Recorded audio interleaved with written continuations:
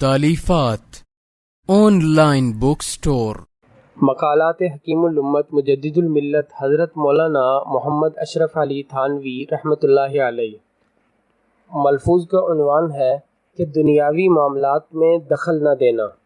हज़रत अबू ज़र रज़ी अल्लाह तआला अन्हु से रिवायत है कि रसूलुल्लाह सल्लल्लाहु अलैहि वसल्लम ने इरशाद फरमाया कि ए अबू ज़र, मैं तुझको ज़ईफ़ समझता हूँ कि तुम ताल्लुक़ात का तहम्मुल नहीं कर सकते, और मैं तुम्हारे लिए इस चीज़ को पसंद करता हूँ जिसको अपने लिए पसंद करता हूँ।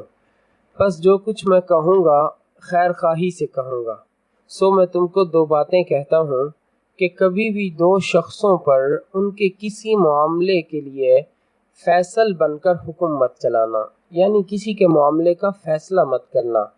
और दूसरी बात यह है कि माले यतीम का मुतवल्ली और निगरान मत बनना। ये दो नसीहतें आप सल्लल्लाहु अलैहि वसल्लम ने इरशाद फरमाई।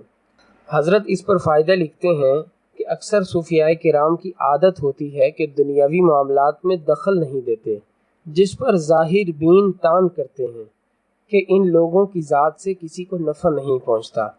अक्सर ज़ाहिर की आँख से देखने वाले ये एतराज़ करते हैं कि ये अजीब बुज़ुर्ग हैं कि कभी भी मामलात में दखल नहीं देते, कभी किसी की सुलह नहीं करवाते, कभी किसी के फ़ैसले नहीं करते, कभी किसी की लड़ाई को ख़त्म करने के लिए दरमियान में नहीं आते। तो हज़रत फरमाते हैं कि इस हदीस से इस आदत का, यानी मामलात में दखल ना देने की वजह सरीहन साबित होती है।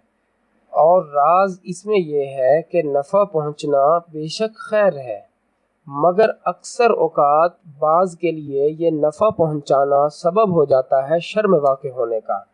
और ज़ाहिर है कि दफ़े मुज़र्रत मुक़द्दम है जल्ब मनफ़ात से, यानी नुकसान से बचना ज़्यादा ज़रूरी है बनिस्बत फ़ायदा हासिल करने के।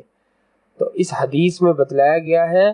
तो बाज़ औक़ात ऐसा भी होता है कि बुज़ुर्ग सुलह कराने के लिए आते हैं, और इस सुलह कराने की खैर हासिल करने के लिए वो इस शर में फंस जाते हैं जो उन दोनों के दरमियान चल रहा होता है। हाँ, अलबत्ता हज़रत ये फरमाते हैं कि जिस शख्स की हालत बिल्कुल काबिल इत्मीनान हो कि किसी शर का एहतमाल ना हो, उसकी तबीयत में इतना ठहराव, उसका रौब और उसका वक़ार इतना ज़्यादा हो कि वो किसी शर के अंदर फंस न सके, तो उसका हुक्म ये नहीं, उसको फिर इजाज़त दी जाएगी कि वो किसी की सुलह करवा सकता है। चुनाचे हज़रात शेखैन के लिए नुसूस में खिलाफत तजवीज़ फरमाई गई थी। मैं तुझको ज़ईफ़ पाता हूँ, इसी तरफ इशारा है। हज़रत अबू ज़र के अंदर इस चीज़ का तहम्मुल नहीं था कि वो बर्दाश्त कर सकते, और चूँकि क़ब्ल कमाल अपनी मारिफत पर वसूक करना ख़ता है, इसलिए शेख व मुरब्बी की राय पर मदारकार रखना चाहिए। तो हज़रत फरमाते हैं कि दो किस्म के लोग होते हैं, जो बर्दाश्त कर सकते हैं या जो नहीं कर सकते। जो बर्दाश्त कर सकते हैं किसी की सुलह का, किसी के अंदर फ़ैसला करने का, या किसी मामले में सालिस बनने की तहम्मुल रखते हैं, तो उनको तो चाहिए कि वो इसमें वाक़ हो जाए। और अगर किसी के अंदर ज़ौफ़ हो, जैसे कि हज़रत अबू ज़र को नबी करीम सल्लल्लाहु अलैहि वसल्लम ने फरमाया था कि तुम्हारे अंदर मैं ज़ौफ़ को देखता हूँ कि तुम इस चीज़ का तहम्मुल नहीं कर सकोगे, तो ऐसे शख्स के लिए ज़रूरी है कि वो फिर अपने आप को बचा कर रखे, और ऐसी खैर से भी अपने आप को बचाए जिससे शर में वाक़ हो जाने का अंदेशा हो। और इसमें भी आखिरी लाइन में हज़रत ने यह मसला हल कर दिया कि कैसे देखा जाएगा कि उसके अंदर बर्दाश्त और तहम्मुल है या नहीं है।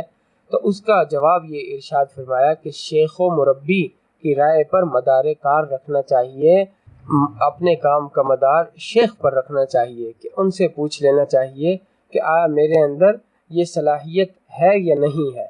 अगर वो इजाज़त दें तो फिर तो मामलात में वाक़ होना चाहिए, वरना इस खैर से बचना चाहिए। अल्लाह ताला हम सबको सही फ़हम नसीब फरमाए। आमीन।